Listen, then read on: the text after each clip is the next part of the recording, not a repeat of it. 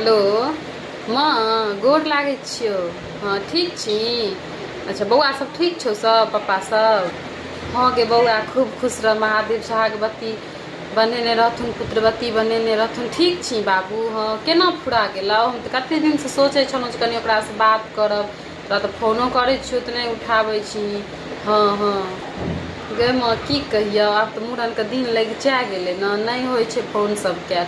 देखी 3-4 दिन छै मूड़नके। हाँ घरमे लोक सब भरि गेल छथिन, बड़की ननद आयल छथिन, छोटकी ननद आयल छथिन, हाँ दिअरो दियादनी सब आयल छथिन, बड़कियो दीदी सब आयल छथिन, हुनको बौआके छियनि ने। हाँ सब आदमी एलखिन सङ्गे मुम्बइसँ। अच्छा देखी, अच्छा तैयारी सब चलै छै एखन कनि मनि ठीके छै। देखी 4-5 दिन टाइम छै। तू की सब करै छी माँ? अच्छा हाँ ठीक छै, जे पार लगतौ दिहँ, नहि तऽ नहि छै एहन। गे बौआ तू तऽ बुझिते छी ने एतुका मजबूरी। हाँ भाय भाउजके तऽ बुझिते छी मजबूरी, मायके बुझिते छी, तऽ हम तोरा की कहबो।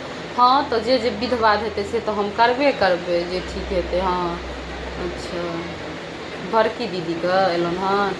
अच्छा देखी हमरो सबके जे जेना हेतै से तऽ हम करबे करबै। गे माँ तू बेसी टेंशन नहि लिहँ, बुझलिही। हमरा टाइम एखन मिललौ तेँ हम तोरा फोन केलियौ, नहि हमरे एतेक लोभ यऽ तोरासँ जे हम तोरासँ की लऽ लिअ। नहि तोहर जमाइए बाबूके एतेक लोभ छनि। हाँ ओहो केहन छथिन तू तऽ चिन्हबे करै छी हुनका।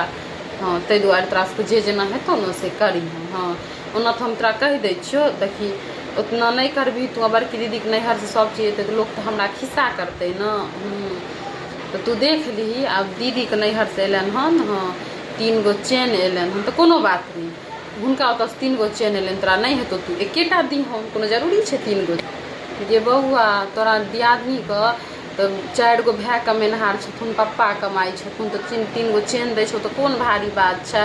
हम तऽ एक रत्ती टाके जेबै लै तऽ 50-60 हजारके देतै चेन, लेकिन तोरा पते छौ ने एखन भाइयोके काज काम छुटल छौ। हाँ देखी ने आगाँ जे जेना हेतै से करबै, लेकिन एखन जे कहबही से हमरा पार लगतै तहन ने हम तोरा देबौ चेन।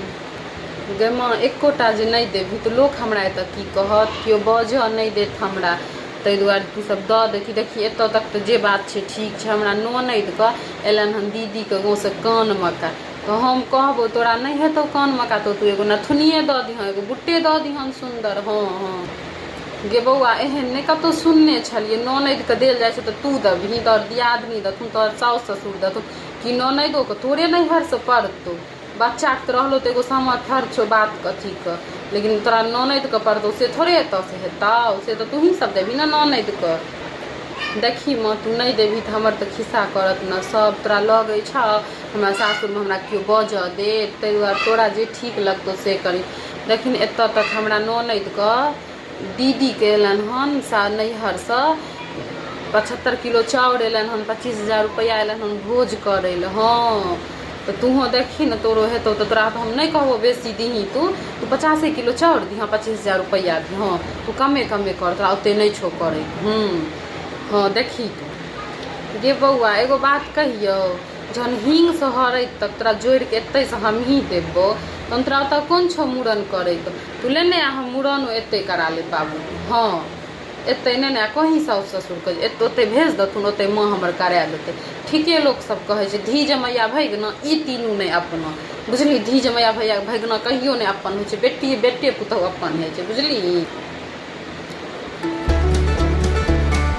माँ कहाँ किछु एखन कहलियै, एखन एतबी सामान जोड़ेलियै।